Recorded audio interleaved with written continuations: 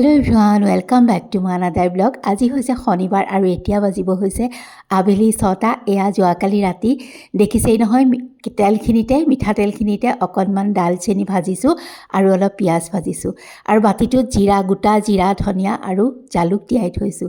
এইফালে অলপ নহৰু আৰু আদা খুন্দনাটোতে লৈ লৈছোঁ, সেইখিনিও খুন্দি লওঁ ব'লক। দেখাই আছোঁ কি বনাওঁ, বহুত টেষ্টিকৈ। আৰু বনাওঁতে মোৰ কি হ'ল সেইখিনিও দেখাই দিম মানে মই ভিডিঅ' কৰি থোৱা নাছিল, কৈ দিম কি নগুৰ নাগতি হ'ল। মোৰ বহুতো অসুবিধা হ'ল, তথাপিতো চিকেনখিনি খাবলৈ বহুত ধুনীয়া হৈছিল।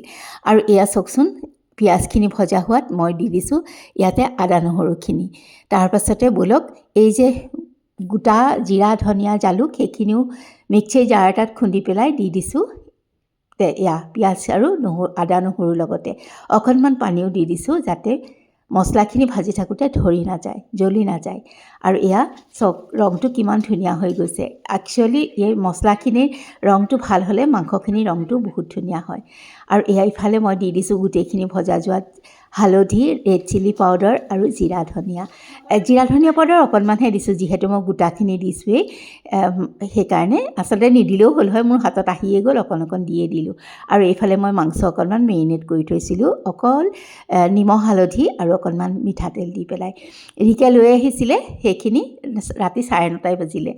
মই বোলো ৰ'বা পটাপট বনাই লওঁ। এয়া বনাই থাকোঁতেই মোৰ কি গতি হ'ল দেখাম ৰ'ব। ইফালে মই আলু অকণমান 2ডোখৰ স্কোৱাচ এওঁৰ কাৰণে দিছোঁ, এওঁৰ আৰু দেওৰটোৰ কাৰণে, যিহেতু চুগাৰ আছে। আৰু অকণমান এয়া দি দিছোঁ গাজৰ।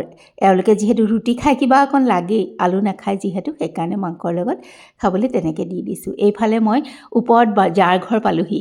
মোৰ তলত চিলিণ্ডাৰটো শেষ হৈ গ'ল আৰু এটা মাৰফালে লাগি আছে, গতিকে মাৰফালৰটো খুলি নানি জাৰ বোলো তোমাৰ যদি গেছ খালী আছে মই তাতে বনাওঁগৈ।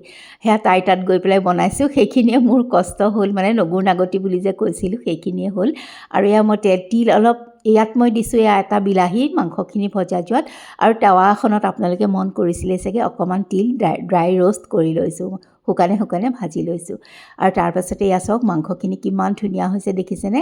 তাৰপৰা তেল ওলাই যোৱালৈকে ভাজিছোঁ মাংসখিনিৰ পৰা। আৰু তাৰপাছতে মই তিলখিনি অকণমান মিক্সিৰ জাৰটোত ঘূৰাই পেলাই মানে খুন্দি পেলাই ইয়াতে দি দিছোঁ।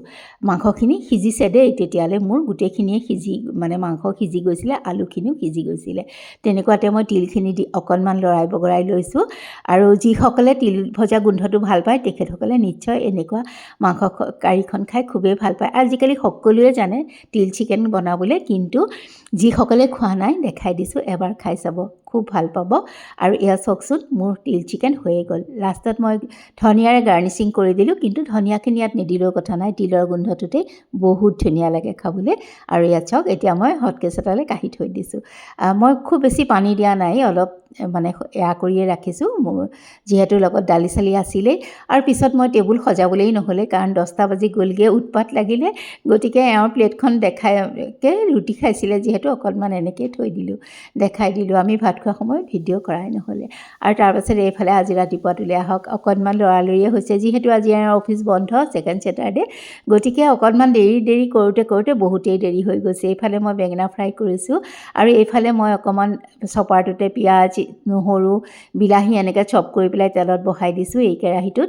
আৰু কুকাৰত আছে মোৰ কাবুলী বুট, সেইখিনিৰে অলপ এয়া কৰোঁ, বনাওঁ ৰুটিৰ লগত খাবলৈ। আৰু দেখাই থাকোঁ ব'লক, খুব ভালকৈ দেখুওৱা নাই, যিহেতু ৰাতিপুৱা লৰালৰি আৰু অকণমান ৰিকৰ লগত আজি ওলায়ো যাম, গতিকে ইমানতেই বোলো এনেকৈয়ে দেখাইছোঁ, খুব বেছি ক্ল'জৰ পৰা দেখাব পৰা নাইকিয়া।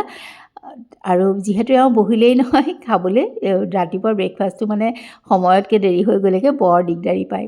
ময়ো যিমান পাৰোঁ সিমানেই লৰালৰি কৰিছোঁ। অকণমান মাজতে ৰিকেও আহি হেল্প কৰি দিলে, আৰু এওঁকো ক'লোঁ লৈ যোৱা তুমি, যি খেজুৰ চেজুৰ যি খোৱা ৰুটিৰ লগত নিজেই লৈ যোৱা। এইফালে মই সেইখিনি ভজা যোৱাত দি দিছোঁ, অকণমান দি দিছোঁ চাহপাতৰ পানী, কালাৰটো বহুত ধুনীয়া হয়। এনেকৈ কাবুলী বুটটো বনালে দি চাবচোন।